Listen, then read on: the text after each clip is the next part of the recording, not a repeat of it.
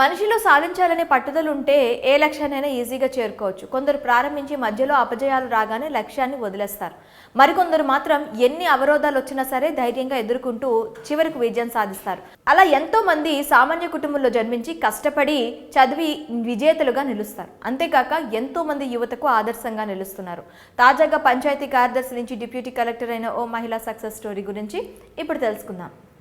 ఆంధ్రప్రదేశ్ రాష్ట్రం అన్నమయ్య జిల్లా నందులూరు మండలం టంగుటూరు గ్రామానికి చెందిన లక్ష్మీ ప్రసన్నది మధ్యతరగతి కుటుంబం. ఆమెకు చిన్నతనం నుంచి ప్రజాసేవ చేయాలని కోరుకుండేది. అందుకోసం ప్రభుత్వ ఉద్యోగం సంపాదించాలని కలలు కనేది. లక్ష్మీ ప్రసన్న స్థానిక జెడ్పీ ఉన్నత పాఠశాలలో 10వ తరగతిని పూర్తి చేశారు. అనంతరం తిరుపతిలో చైతన్య జూనియర్ కాలేజ్లో ఇంటర్ చదివారు. రాజంపేటలోని అన్నమాచార్య ఇంజనీరింగ్ కాలేజ్లో బీటెక్ పూర్తి చేశారు. అనంతరం తన లక్ష్యం వైపు అడుగులు వేశారు.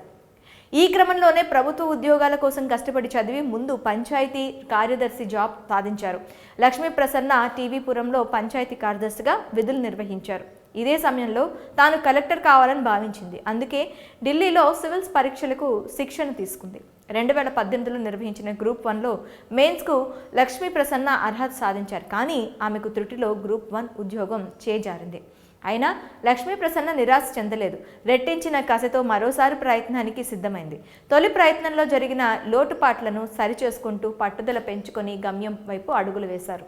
2023లో నిర్వహించిన గ్రూప్ 1లో ఆమె అనుకున్న లక్ష్యాన్ని సాధించారు. రాష్ట్ర స్థాయిలో 3వ ర్యాంకుతో సంచలనం సృష్టించారు. ప్రస్తుతం మంగళగిరిలో హెచ్ఆర్డీఏలో ఆమె ట్రైనింగ్ తీసుకుంటున్నారు. ఈ శిక్షణ అక్టోబర్ 4తో పూర్తి కానుంది. ఈ నేపథ్యంలోనే ఒంగోలు ఆర్డీఓగా నియమితులయ్యారు. లక్ష్మీ ప్రసన్నకు చంద్రదీప్ అనే వ్యక్తితో వివాహం జరిగింది. ఆయన అనంతపురం జిల్లాలో పంచాయతీ కార్యదర్శిగా విధులు నిర్వహిస్తున్నారు.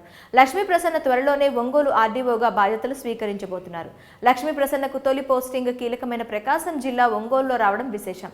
ఈమె కష్టపడి చదివి అనుకున్నది సాధించి జీవితంలో ఉన్నత స్థాయికి చేరుకున్నారు. ఈ యువ డిప్యూటీ కలెక్టర్ ఎంతో మంది యువతకు స్ఫూర్తిగా నిలుస్తున్నారు. అన్ని సౌకర్యాలుండి చదువులకు నిర్లక్ష్యం చేసే వాళ్ళు ఒకవైపు అయితే కష్టాల సంద్రాన్ని ఈదుతూ చివరకు విజయం సాధించిన వారు మరోవైపు ఉన్నారు.